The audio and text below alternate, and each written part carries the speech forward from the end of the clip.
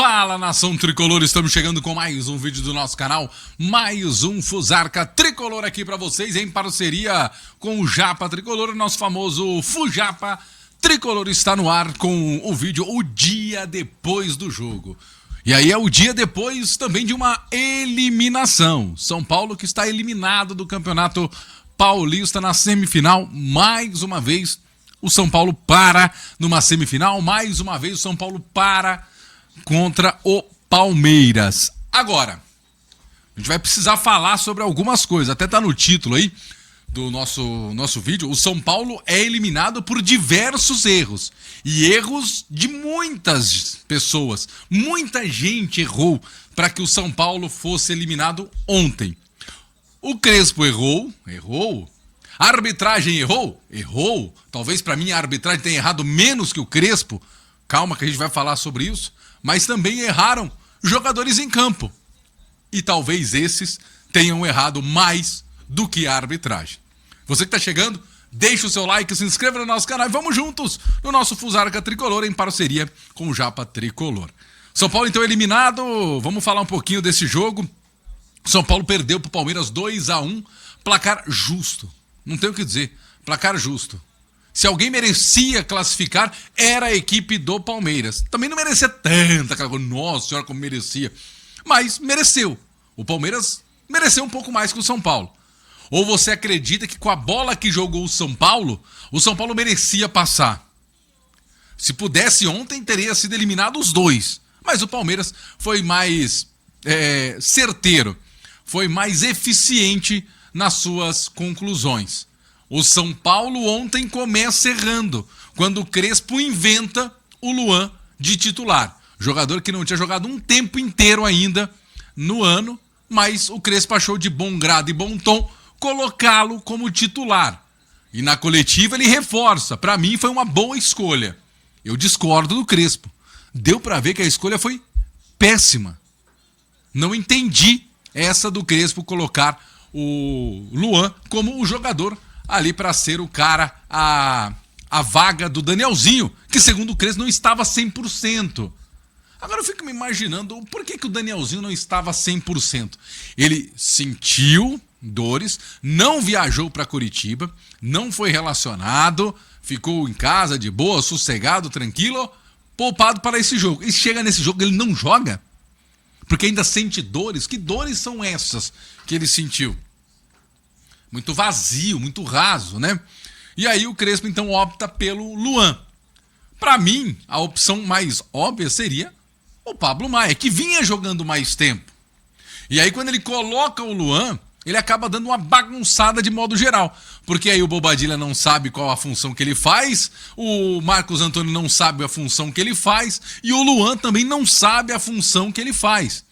Por hora o Luan teria que ser aquele volantão, né? O caçador que pega a bola e sai com os zagueiros, mas às vezes ele não fazia isso. Quem estava fazendo isso era o Marcos Antônio. O Luan estava perdido na marcação, o Luan estava perdido na armação de jogadas. O Luan foi praticamente um homem a menos com a camisa do São Paulo ontem, mas o erro foi de quem colocou ele ali, mas ele também errou. Mas eu vou falar uma coisa para vocês: bater no Luan é fácil e simples. Eu acho que a parte mais complicada é se cobrar quem deve. E quem deve ser cobrado numa situação como essa é o seu Lucas Moura, que não jogou absolutamente nada mais uma vez. Deve ser cobrado do seu Luciano, que mais uma vez em jogo decisivo ele não aparece. Mais uma vez. Deve ser cobrado do seu Jonathan Calleri, que pouco apareceu. E também do Marcos Antônio. Querendo ou não, é um jogador importante, é um jogador protagonista. Ou ele só pode colher os louros, não pode ser cobrado, precisa ser cobrado. Então acho que desse quarteto, Marcos Antônio, Luciano, Lucas e Calleri, talvez tenham que ser cobrados mais do que o próprio Luan, que também errou. Agora, é claro que a gente cobra mais de quem se espera mais. A gente cobra mais daqueles que podem produzir mais. E ontem o Lucas Para mim, ele fez o papel burocrático dele de estar em campo. Porque fala, ele não joga no sintético, e continua não jogando, porque ele não jogou. Ele não foi a jogo, ele esteve lá, ele estava lá, mas ele não foi para jogo. Claramente morrendo de medo de alguma coisa o Lucas Moura. E até aí, tudo certo. Porque o Lucas tem sido assim. Então tá tudo certo ele ser assim? Não. Mas tá tudo certo as atuações que ele vem tendo. Que a gente precisa cobrar também. Às vezes a gente acaba deixando a idolatria, né? A questão de ter ele como ídolo faz com que a gente às vezes não suba o sarrafo para esse jogador. Mas precisa ser cobrado da melhor forma possível. E essa forma é o Lucas aparecendo em jogos importantes. Ele foi muito importante na conquista do título da Copa do Brasil, claro que foi. Até mesmo da Supercopa, claro que foi. Mas depois disso você enumera nos dedos da mão quantas partidas boas fez o Lucas. Quanto em relação também ao Luciano, a gente enumera aí quantas partidas decisivas o Luciano conseguiu ser importante. Então assim, o São Paulo hoje carece dos seus principais jogadores aparecerem nos momentos principais. O Calleri é brigador, aquela coisa toda. Eu entendo, mas ainda é muito pouco ficar lá brigando apenas com os zagueiros, aquela coisa toda. Não entendi. Uma outra coisa que eu fiquei na dúvida, assim, e eu não entendi. Normalmente, o Rafael é capitão de São Paulo. E aí o Calleri foi capitão ontem. É uma coisa que me surgiu na minha cabeça aqui. E quando o Rafael é capitão, ele pede pro Luciano ser o cara que representa. Por que ontem o Crespo não fez isso? Por que quando ele não colocou o Rafael para ser capitão e o Luciano para ser o xarope lá e lá buzinar na orelha da Daiane? São detalhes que a gente vai pescando, vai pegando aquela coisa toda. Por falar em detalhe, sabe qual é o detalhe? O detalhe é que no lance do segundo gol do Palmeiras, o Arboleda não saltou para cabecear. A bola passou a uns 1 metro a mais da cabeça do Arboleda. Que se tivesse saltado, de repente teria tirado a bola. Vocês viram esse lance? É um erro também. Mais um que erra. Ou mais um que é omisso na situação. E o Arboleda tem sido omisso em situações de clássicos, principalmente contra o Palmeiras. Será que tem alguma coisa a ver com a questão da camisa? Enfim. Mas que o Arboleda, mais uma vez, foi omisso? Isso foi. Isso eu não tenho o que dizer. Então, a gente percebe que erra o Crespo, erra Luan, erra mais 5 jogadores. Se o treinador e mais 6 jogadores erram, como que o São Paulo pode dar certo? Como que pode acontecer algo? Ontem, o São Paulo entrou errando e terminou eliminado. Além disso, mas e o pessoal vai falar do pênalti? É claro que eu vou. O pênalti, é claro, o pênalti é impossível de não marcar. Opa! O impossível é só questão de opinião. Não é assim que falam? E na opinião da Daiane e do VAR, o pênalti não deveria ter sido marcado. Muita gente fala, uma disputa, o braço tá a distância é curta, não sei o quê. O movimento é natural. Eu também acho que o movimento é natural do Gustavo Gomes. Se ele fosse um pombo, um pássaro, se ele fosse uma gaivota, se ele fosse qualquer pássaro que fosse levantar voo, aí seria um movimento natural. Agora, é simples.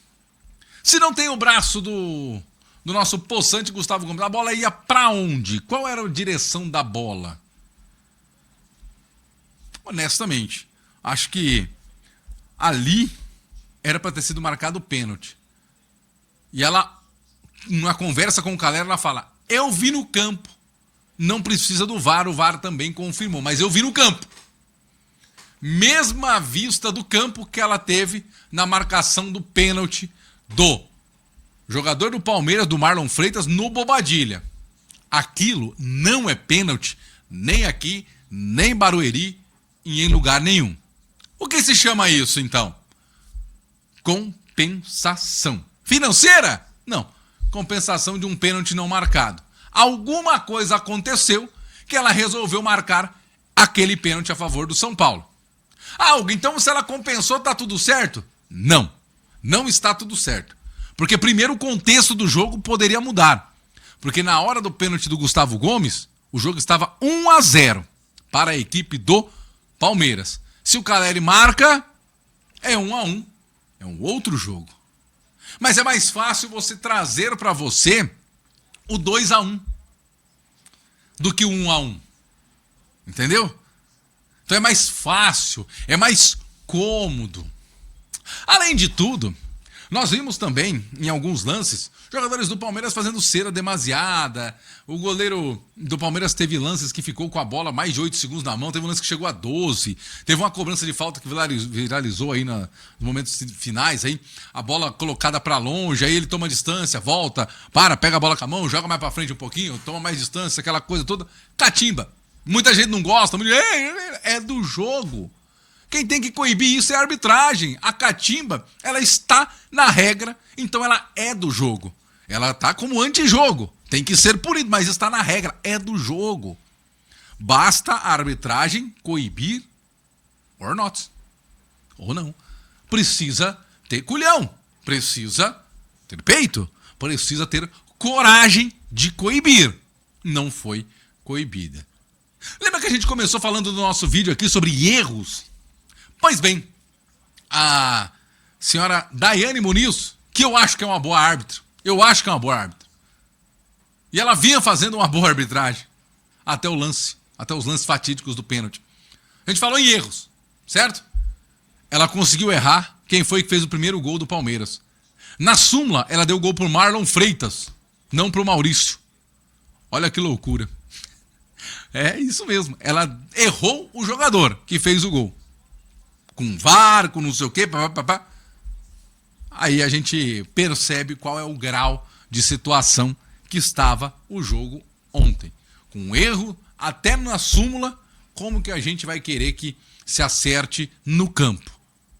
Mas o campo, quem precisa acertar é o São Paulo. E o São Paulo não conseguiu acertar nada no campo. O jogo do São Paulo ontem foi tenebroso. Não jogou para classificar. Como eu disse, o Palmeiras talvez também não. Mas, vamos ser sinceros, a primeira finalização do São Paulo, ela acontece com mais de 30 minutos, com o Lucas Ramon pelo lado direito num cruzamento. E o São Paulo viveu os seus melhores momentos de cruzamento. É assim que sai o pênalti, é assim que sai o pênalti em cima do Bobadilha, é assim que sairia o pênalti não marcado pela arbitragem. O São Paulo não conseguiu jogar. Viveu de bolas alçadas na área. Não dá para ter uma classificação com um time que só dá chuveirinho. Apesar que alguns cuca-balls aí tenham sido muito bem avaliados por muitos. A verdade é que o São Paulo cai por erros próprios. Porque se não tivesse errado tanto, os erros dos outros não teriam prejudicado tanto o São Paulo e hoje o São Paulo estaria na final do Campeonato Paulista. O foco agora é outro. Lembrando, Campeonato Paulista é uma competição que acaba não sendo tão importante, talvez nem a menos importante do ano, mas é uma competição que acaba deixando o clima ruim. A gente sempre fala que, ultimamente, o Campeonato Estadual ele não serve para quem ganha, mas para quem perde dá uma dor de cabeça danada, seja ele qual estadual for. E o São Paulo agora precisa cabeça no lugar e focar. Rui Costa deu uma entrevista falando da arbitragem. Agora não adianta. A vaca já deitou. Não adianta mais dar uma entrevista agora. E ele diz na entrevista, tem times que reclamam demais. Tem times que reclamam demais. Por isso que se erram de menos contra ele.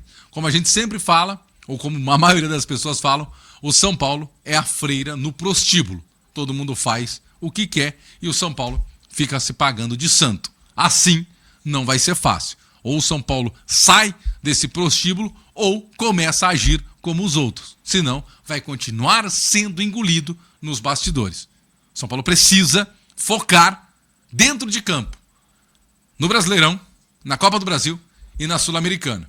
Fora de campo, em não ser prejudicado e não dar entrevistas depois que o leite derramou. Porque às vezes o São Paulo é aquele que chora pelo leite derramado.